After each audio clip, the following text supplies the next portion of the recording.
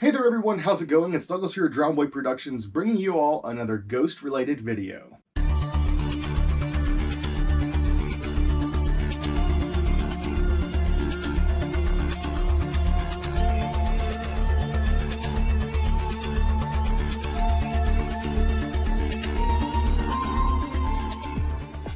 It has certainly been a while since we've done a ghost-related video, and for the most part, it's pretty much just because I haven't been buying anything ghost-related, at least anything noteworthy. I did get to see them for one ritual of the most recent tour cycle, or maybe I guess at this point it's the one before that, but it's the night where they got to play Sweet Home Alabama in Alabama.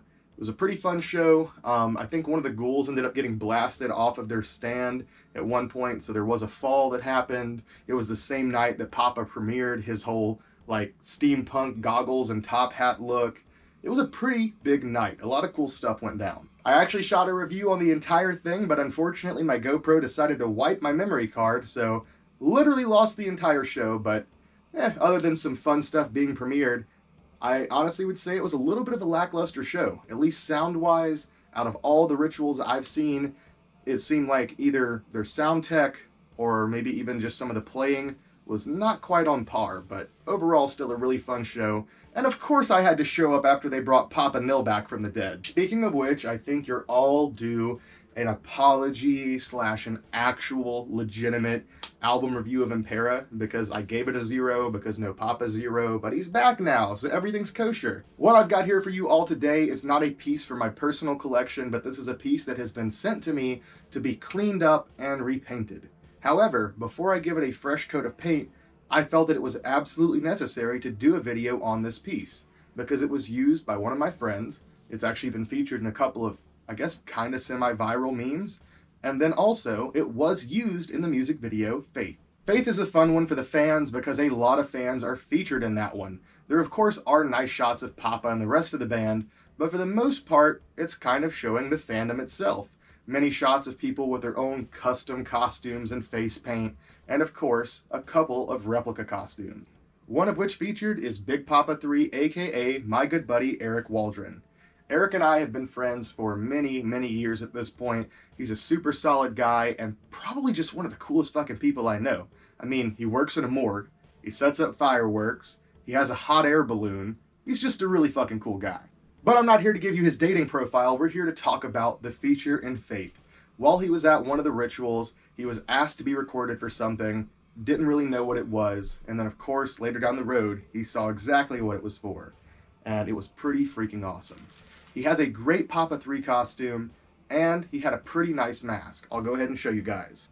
This is the mask that he has been using, just because this is the only one that would fit him. This is a Scott Blake Papa 3, and Scott sculpted this 100% from the ground up. This is not based off of the Trick or Treat Studios sculpt, or any kind of a resculpt. This is 100% all Scott. And while sculpturally it's not the most accurate Papa 3, it is definitely close enough to get the job done, and with Scott's paint and finish, it looks pretty damn good. As for the hair here, it seems like it's mostly just a lace front wig that's been glued on, no hand punching of hair, anything like that. The eyebrows, I think, are just hair kind of glued in, like glued flat onto the mask, and then of course, you've got face paint over a flesh tone. Not a ton to talk about here. The latex that he used, though, is a very nice, soft latex, which would be very comfortable to wear. I actually had to use one of these for my Papa 3 costume whenever I did have it, because as far as being big head friendly, this is definitely one of the best. As for the paintwork is not bad or anything. However, after this being used for so many shows, so many different conventions and stuff like that, photo shoots, whatever the situation may be, it was not cleaned.